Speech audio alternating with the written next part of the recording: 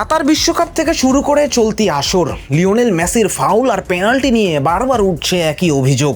তাই তো প্রশ্নটা থেকেই যায়, আর্জেন্টিনা কি ফিফা কমিটির টিম? নকআউট ম্যাচের আগে এই বিশেষ সুবিধা পাওয়ার অভিযোগ নিয়ে সরাসরি প্রশ্ন করা হয়েছে আর্জেন্টিনার কোচ লিওনেল স্কালোনিকে, আর তাতেই বিস্ফোরক রূপ নিলেন তিনি।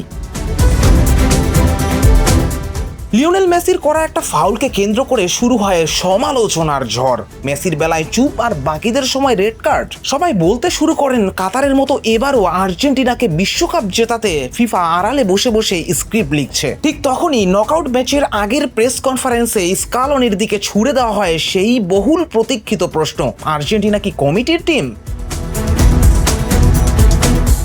ক্যামেরার দিকে তাকিয়ে চরম ক্ষোভ আর সোজা সাপটা ভাষায় স্কালোনি বলেন, একমাত্র সমাধান হলো সামাজিক যোগাযোগ মাধ্যম বন্ধ করে দেওয়া। আপনি যদি না দেখেন তবে এসব ফালতু কথা জানতেও পারবেন না।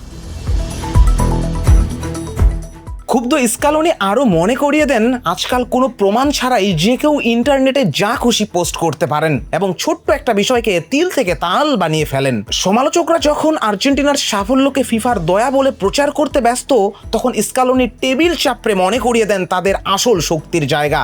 এই দলের সাফল্য কারো করুণায় বা টেবিলের তলে পাওয়া বিশেষ সুবিধার ফল নয়, বরং এটা বছরের পর বছর ধরে পুরো স্কোয়াডের হাড় ভাঙ্গা পরিশ্রমের।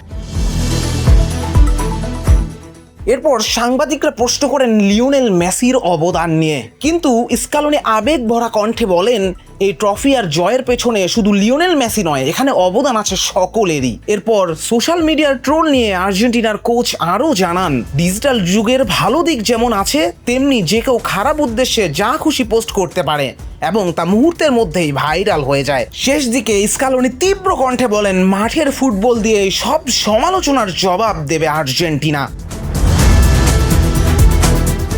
কাতার বিশ্বকাপেও পেনাল্টি নিয়ে বিতর্ক ছিল মেসির হ্যান্ডবল নিয়েও। তবে এবার মেসিকে রেড কার্ড না দেওয়া কিংবা একেবারে সহজ ফিক্সচারে আর্জেন্টিনার বিতর্ক বেড়েই চলছে দিনকে দিন। তাই তো পিছু ছাড়ছে না এই কমিটির টিম তকমা। তবে স্কালোনির এই কড়া জবাব প্রমাণ করে, বাইরে যতই ঝড় উঠুক, বিশ্ব চ্যাম্পিয়নদের মনোসংযোগ একেবারে সুনির্দিষ্ট।